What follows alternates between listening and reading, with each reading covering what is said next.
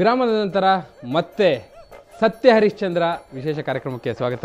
ಹರಿಶ್ಚಂದ್ರ ಗೌಡ್ರೆ ಹೇಳ್ತಾ ಇದ್ದೀರಿ ಯಾರ್ಯಾರ ಹಿಂದೆ ಏನೇನು ಮಾಫಿಯಾ ಇದೆ ಅನ್ನುವಂಥ ಮಾತು. ಹಾಂ, ನೀವು ಅಂತಹ ಯಾವ್ಯಾವ ಮಾಫಿಯಾ ನೋಡಿದ್ದೀರಿ, ಅದರಿಂದ ನಮ್ಮ ದೇಶದ ಮೇಲೆ ಏನೇನು ಪರಿಣಾಮ ಆಗಿದೆ? ಹಾಂ, ನೀವು ಕಣ್ಣಾರೆ ನೋಡಿರುವಂಥ ಅತ್ಯಂತ ದೊಡ್ಡ ಭಯಾನಕ ಮಾಫಿಯಾ ಯಾವುದು? ಈಗ ಮೋಸ್ಟ್ ಡೇಂಜರಸ್ ಅಂದ್ರೆ ಅಂಟಾನಿ. ಏನು ಮಾಡ್ತಾನೆ ಅನ್ನೋದು ಗೊತ್ತಿಲ್ಲ. ಅಲ್ಲ, ಏನು ಹೇಳ್ತೀನಿ ನೀವು ಮತ್ತೆ? ಅಲ್ಲ, ಅದಕ್ಕೆ ಬರ್ತೀನಿ ನಾನು. ಈಗ ಸೇನಾಧಿಕಾರಿದು ಲೀಕ್ ಮಾಡಿದ್ದೆ ಅಂಟಾನಿ. ಅವನು ಪಕ್ಕಾ ಜಾತಿವಾದಿ. ಅವನು ಅತೀ ಜಾತಿವಾದಿ ಅಂತ ಹೇಳಿದ್ರೆ ಅವು ಕ್ಯಾಥೋಲಿಕ್ ಬಿಟ್ರೆ ಬೇರೆ ಯಾರಿಗೂ ಅವನು ಸಹಾಯ ಮಾಡಲ್ಲ ಅಂತ ಮಾಫಿಯಾ ಅವನು. ಈಗ ನಿನ್ನೆ ಕುಮಾರಸ್ವಾಮಿ ಹೇಳ್ತಾ ಇದ್ರು, ದೇವೇಗೌಡರು ಪ್ರಧಾನಮಂತ್ರಿ ಆಗಿದ್ದಾಗ ನನಗೂ ಕೂಡ ಲಂಚ ಕೊಡ್ತೀನಿ ಅಂತಲಿ ಬಂದಿದ್ರು ಅನ್ನೋ ಮಾತು ಹೇಳಿದ್ರು. ಅದು ಅವತ್ತು ಹೇಳ್ಬೇಕಾ? ದೇವೇಗೌಡರು ಇಲ್ಲ ಅಂತ ಹೇಳಿದಾರಲ್ಲ, ಸುಳ್ಳು ಹೇಳ್ದ ಅಂತ ಲೆಕ್ಕ. ಯಾರು? ಕುಮಾರಸ್ವಾಮಿ. ದೇವೇಗೌಡರೇ ಇಲ್ಲ ಅಂತ ಹೇಳಿದಾರಲ್ಲ, ನಿಮ್ ಪೇಪರ್ ಕನ್ನಡ ಪೇಪರ್ದಲ್ಲೇ ಇದೆಯಲ್ಲ. ಮತ್ತೆ ಅದು ಬಿಡಿ, ಆ ವಿಷಯ ಬಿಡಿ. 78ರಲ್ಲಿ ಇವ್ನು ಆಂಟನಿ ಬಗ್ಗೆ ಮಾತಾಡೋಣ. ಇದು ಬಹಳ ಪ್ರಾಮುಖ್ಯವಾದ ವಿಚಾರ. 78ರಲ್ಲಿ ಮುಖ್ಯಮಂತ್ರಿ ಆಗಿದ್ದ ಅವನು. 36ಕ್ಕೆ ಮುಖ್ಯಮಂತ್ರಿ.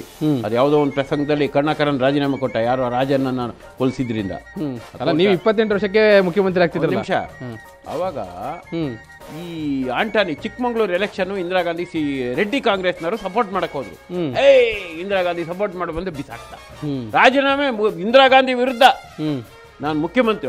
ಇಡೀ ದೇಶನೇ ಹೋಗ್ಬಿಡ್ತು. ವಿರೋಧ ಪಕ್ಷರು ರುಪ್ಲಾನಿಗೆ ನಿನ್ನ ಮುಂದಿನ ಯಾವನೂ ಇಲ್ಲ ಕಡೆ ಅಂದ್ಬಿಡ. ನೀನೇ ಮುಂದಿನ ಪ್ರಧಾನಿ ಅಂದ್ಬಿಡ. ಯಾರೀಗ ಅಂಟಾನಿಗೆ.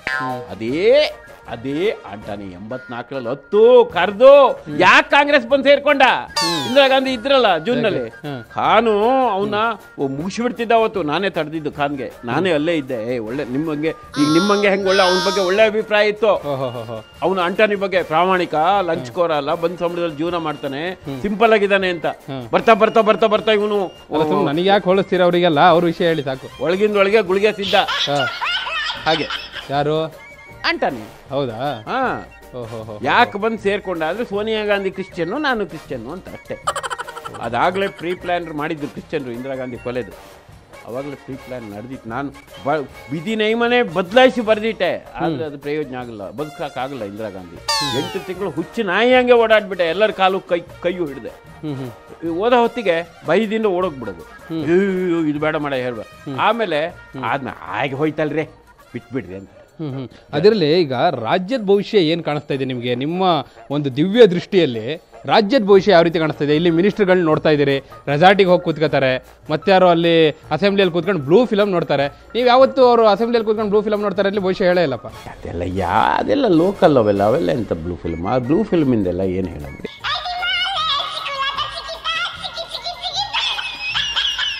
ಅಲ್ಲಲ್ಲ, ಮುಂದೆ ಹ್ಯಾಕ್ ಕಾಣಿಸ್ತಾ ಇದೆ ನಿಮ್ಗೆ ರಾಜ್ಯದ ಭವಿಷ್ಯ ಅಂತ? ಫಸ್ಟ್ ದೇಶ.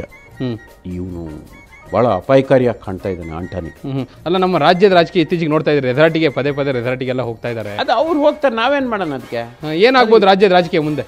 ಏನೂ ಆಗಲ್ರಿ, ಬಿಜೆಪಿ ಬರಲ್ಲ ಬರ್ರಿ. ಹೌದಾ? ಅಲ್ಲ, ರೇಣುಕಾಚಾರ್ಯ ಎಲ್ಲ ನೀವು ನೋಡ್ತೀರಿ ಅವ್ರು ಕೊಡೋ ಹೇಳಿಕೆಗಳನ್ನೆಲ್ಲ, ಏನನ್ಸುತ್ತೆ ಅವ್ರು ಕೊಡೋ ಹೇಳಿಕೆ? ಪಟೇಲ್ ಇದ್ದಾಗೆಲ್ಲ ಅಕ್ರಮವಾಗಿ ಎಲ್ಲ ಕಾಂಟ್ರಾಕ್ಟ್ ಮಾಡ್ಕೊಂಡು ಅವರಿಂದ ಎಲ್ಲ ಇದು ಮಾಡಿ ಯಾರು? ಜಯೇಶ್ ಪಟೇಲ್ ಇದ್ದಾಗ ಹೊನ್ನಾಳೇನಲ್ವಾ ಲಿಂಗಾಯತರನು. ಅವನ ಬಗ್ಗೆ ಏನ್ ಮಾತು? ಆ ಲಂಚ್ಗೆಲ್ಲ ಕಿಸ್ ಹೊಡೆದು ಎಲ್ಲ ಇದಾಗಿರ್ಲಿಲ್ವಾ?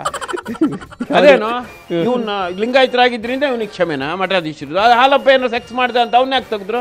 ಇವನ್ನ ಯಾಕೆ ಸೇರ್ಸ್ಕೊಂಡಿದ್ದಾರೆ? ತಪ್ಪಲ್ವಾ? ಅದು ಅವ್ರಿಗೆ ಅವರೇ ಹೊಡ್ಕೋಬೇಕು. ಅದ ನಿಮ್ ಪಾಯಿಂಟ್ ಕರೆಕ್ಟ್ ಇದೆ. ಬಹಳ ಹತ್ತಿರದಿಂದ ನೋಡ್ದಂಗೆ ಕಾಣಿಸ್ತಾ ರೇಣುಕಾಚಾರ್ಯ ಜಯೇಶ್ ಪಟೇಲ್ ಕಾಲದಿಂದ. ಏನದು ಕತೆ? ಅವ್ನೇನ್ ಮಾತಾಡೋದು? ಏನದು ಜಯೇಶ್ ಪಟೇಲ್ ಕಾಲದಲ್ಲಿ ಏನಾಗಿತ್ತು ಅಂತ? ಎಲ್ಲ ಮಾಡ್ಕೊಂಡ ದುಡ್ಡು ಕಾಸು ಹಣ ಎಲ್ಲ. ಅವ್ರ ಜೊತೆ ಒಬ್ರು ಬೇಳೂರು ಗೋಪಾಲಕೃಷ್ಣ ಅಂತ ಕೂಡ ಓಡಾಡ್ತಿರ್ತಾರೆ. ನಿಮ್ಮ ಡಿಸ್ಟ್ರಿಕ್ಟ್ ಗೋಪಾಲಕೃಷ್ಣನ್ ಬಗ್ಗೆ ನಂಗೆ ನಿಮ್ಮ ಡಿಸ್ಟ್ರಿಕ್ಟ್ ಅವರೇ ಅಲ್ಲ? ಇತ್ತೀಚೆಗೆ ಪರಿಚಯ ಆಗಿದೆ, ನಂಗೆ ಗೊತ್ತಿಲ್ಲ. ಅಲ್ಲಲ್ಲ, ಯಾಕಂದ್ರೆ ಈ ಬೇಳೂರು ಗೋಪಾಲಕೃಷ್ಣ, ಬಿ.ಪಿ. ಹರೀಶ್ ಇವರೆಲ್ಲ ಮಿನಿಸ್ಟರ್ ಆಗ್ಬೇಕು ಅಂತ ಅವ್ರನ್ನೆಲ್ಲ ದಾರಿ ತಪ್ಪಿಸಿದ್ದು ಇವನೇ. ತಾನು ಮಂತ್ರಿ ಆಗಕ್ಕಾಗ ಅವ್ರನ್ನೆಲ್ಲ ಅಲ್ಲಿ ಕರ್ಕೊಂಡೋಗಿ ಇಲ್ಲಿ ಕರ್ಕೊಂಡೋಗಿ ಈ ಚಕ್ರ ಕರ್ಕೊಂಡೋಗಿ ತಾನು ಮಂತ್ರಿ ಆದ. ಯಾರು? ರೇಣುಕಾಚಾರ್ಯ. ಬುದ್ಧಿವಂತ ರಾಜಕೀಯದ. ಯಾರು? ರೇಣುಕಾಚಾರ್ಯ. ಅಷ್ಟೇ, ಅವಂದು ಆಯ್ತು ಅಷ್ಟೇ. ಈಗ ಯಡಿಯೂರಪ್ಪನ ಪರ ಹೋರಾಡ್ತಾನೆ, ಯಡಿಯೂರಪ್ಪನ ನೆಲಕ್ಕೆ ಹಾಕಕ್ಕೆ. ಪಾಪ ಶಂಕರಲಿಂಗೇಗೌಡರು ಯಾವಾಗಲೂ ಕಣ್ಣೀರ್ ಹಾಕ್ತಾ ಇರ್ತಾರಲ್ಲ ಸ್ವಾಮಿ. ಶಂಕರಲಿಂಗೇಗೌಡ ಯಾರ ಮಾತು ಕೇಳಲ್ಲ, ಒಂಟಿ ಸಲಗ ಇದ್ದಂಗೆ ಅಷ್ಟೇ. ನಾವು ಬೇಕಾದಷ್ಟು ಬುದ್ಧಿವಾದ ಹೇಳಿದ್ವಿ, ಹಿಂಗಿರಿ ಹಂಗಿರಿ ಅಂತ.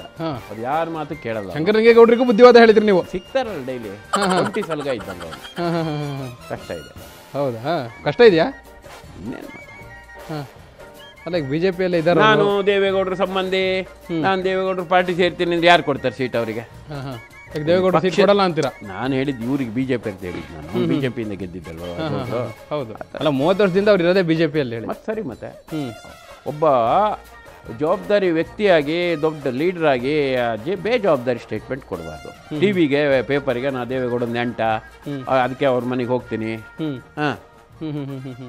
ನೀವು ಕುಮಾರಸ್ವಾಮಿ ಸಾಚ ಅಂತಿರಲ್ಲ, ಕುಮಾರಸ್ವಾಮಿ ಯಾರು ಹೇಳಿದ್ರು ಕುಮಾರಸ್ವಾಮಿ ಸಾಚ? ಹೇಳದ್ ಕೇಳಿ, ಕುಮಾರಸ್ವಾಮಿ ಇವ್ರು ಶಂಕರಲಿಂಗೇಗೌಡರಿಗೆ ಹೇಳ್ತಿದ್ರಿ, ಅವ್ರು ಸಾಚ ಅಂತಾರೆ. ನಾನು ಕುಮಾರಸ್ವಾಮಿಗೆ ಧರ್ಮದರ್ಶನದಲ್ಲಿ ಬೆಂಗಳೂರು ಬಾಂಬ್ ಬ್ಲಾಸ್ಟ್ ಆಗ್ತದೆ ಅಂತ ಹೋದೆ, ಎಲ್ಲ ಹಿಡ್ಕೊಂಡೆ. ಧರ್ಮ ಸಿಂಗ್ ಕಾಲದಲ್ಲಿ ಲೆಟ್ರೇ ಅದ್ರಲ್ಲಿ ಬರ್ದಿದ್ರು. ಅವು ಹೋದ್ರೆ ಮಾತಾಡ್ಸಲ್ಲ ಕುಮಾರಸ್ವಾಮಿ. ಆಮೇಲೆ ಹೇಳ್ತಾನಂತೆ, 3 ದಿನ ಹೋದೆ ಧರ್ಮದರ್ಶನದಲ್ಲೇ. ನೀ ಯಾರು ಅಂದ್ರೆ ಜನತಾ ದರ್ಶನ ಅದು ಧರ್ಮದರ್ಶನ. ನೀವು ಜನತಾ ದರ್ಶನಕ್ಕೂ ಹೋಗಿದ್ರಿ. ಆಮೇಲೆ ಅವ್ರು ಕೇಳ್ದೆ, ಸರ್ ನಿಮ್ಮನ್ನ ಮಾತಾಡ್ಸಲ್ಲ ಅವರು, ಪೇಪರ್ ಅಲ್ಲಿ ಬಂದ್ಬಿಡ್ತದೆ, ನೀವು ಮುಖ್ಯಮಂತ್ರಿ ಆಗ್ಬಿಡ್ತೀರಿ, ಅವ್ರಿಗೆ ದಿಗ್ಲು ಅಂತ ಹೇಳ್ಬಿಟ್ರೆ ನೀವು ಮುಖ್ಯಮಂತ್ರಿ ಆಗ್ಬಿಡ್ತೀರಿ. ಸೂಯಕೋರ ಅವನು. ಅಲ್ಲ, ನಾವು ಕಣ್ಣಾರೆ ನೋಡಿದ್ವಿ, ಬೆಂಗಳೂರಲ್ಲಿ ಸೀರಿಯಲ್ ಬ್ಲಾಸ್ಟ್ ಆಯ್ತು, ದೊಡ್ಡ ಶಾಕ್ ಅದು. ಅದನ್ನೇ ಭವಿಷ್ಯ ಹೇಳಿದ್ದೀನಿ ಅಂತ ಹೇಳ್ಬಿಟ್ರಿ ನೀವು. ಹೇಳಿದ್ದೀನಿ, ನನ್ನ ಹತ್ರ ದಾಖಲೆಗಳಿದಾವೆ. ಯಾರಿಗೆ ಹೇಳಿದ್ರಿ? ಯಾರಿಗೆ ಹೇಳಿದ್ರಿ? ಧರ್ಮ್ ಸಿಂಗ್ಗೆ ಬರ್ದಿದ್ದಾರೆ 2005 ಅಲ್ಲಿ, ಅವ್ರು ಉತ್ತರ ಬರ್ದಿದ್ರು.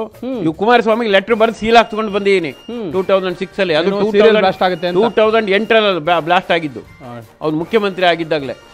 ನನ್ನ ಹತ್ರ ದಾಖಲೆ ಇದೆ ಅದು. ಹೌದೌದೌದೌದೌದು. ಅದನ್ನ ನೀವು ಹೇಳಿ ಸೀಲ್ ಹಾಕ್ಸ್ಕೊಂಡ್ ಅಂತ ಸೂಯಕೋರ ಅಂದ್ಮೇಲೆ ಇನ್ನು ಅವನಿಗೆ ದೇವ್ರ ಹೆಂಗೆ ಹೇಳಿಕೆ ಕೊಡ್ತಾನೆ ಹೇಳಿ? ಪ್ರಾಕ್ಟಿಕಲ್ ಆಗಿ ನಾನು ಯಾರನ್ನಾರ ನಿಂದನೆ ಮಾಡೋದಾದ್ರೆ ಪ್ರಾಕ್ಟಿಕಲ್ ಆಗೇ ಮಾಡ್ತೀನಿ. ಬಿಜೆಪಿ ರಾಜ್ಯಾಧ್ಯಕ್ಷ ಈಶ್ವರಪ್ಪನವರು ಕೂಡ ಮುಖ್ಯಮಂತ್ರಿ ಆಗಬೇಕು ಅಂತ ಬಹಳ ಕನ್ಸಿಟ್ಕೊಂಡಿದ್ದಾರೆ. ಈಶ್ವರಪ್ಪ ಅವರು ನಾನು ನೋಡಿದ್ದೀನಿ, 73ರಿಂದ ಭಾಳ ಬಡತನದಿಂದ ಕೂಲಿಯವ್ರ ಮಗ. ಅವ್ರ ತಾಯಿ ಅಡಿಕೆ ಹೆರ್ತಾ ಇದ್ರು, ಇವನು ಹಮಾಲಿ ಕೆಲಸ ಮಾಡ್ತಾ ಇದ್ದ ರತ್ನಾಕರ್ ಗೌಡ್ರ ಮಂಡಿಲಿ, ಭೂಪಾಳಂ ಮಂಡಿಲಿ. ಭಾಳ ಕಷ್ಟಪಟ್ಟು ಅವನು ಒಳ್ಳೆ ಮೂಟೆ ಹೊತ್ತು ಒಂದು ಕ್ವಿಂಟಾಲ್ ಮೂಟೆ ಹೊತ್ತು ದುರ್ಯೋಧನಾಗಿ ವಜ್ರಕಾಯ ತೊಡೆಯಿಂದ ಮೇಲೆ ಬುಲೆಟ್ ತಾಗಿದ್ರು ಅವರಿಗೆ ಮರಣ ಇಲ್ಲ. ಯಾರಿಗೆ? ಈಶ್ವರಪ್ಪ. ಎಷ್ಟು ಒಳ್ಳೆ ಮಾತಾಡ್ಬಿಟ್ರೆ, ಖುಷಿ ಆಗೋಗ್ಬಿಟ್ಟಿರ್ತಾರೆ. ಮೂಟೆ ಹೊತ್ತರು ಕೂಡ ಬಹಳ ಕಷ್ಟದಿಂದ ಬಂದಿದ್ದಾರೆ. ಕಡೆಗೂ ನಂಗೆ ಬಹಳ ಖುಷಿ ಆಗಿದೆ. ಅವ್ರಿಗೆ ಯೋಗ್ಯತೆ ಇಲ್ಲ ಅಂತ ನಾನು ಹೇಳಲ್ಲ.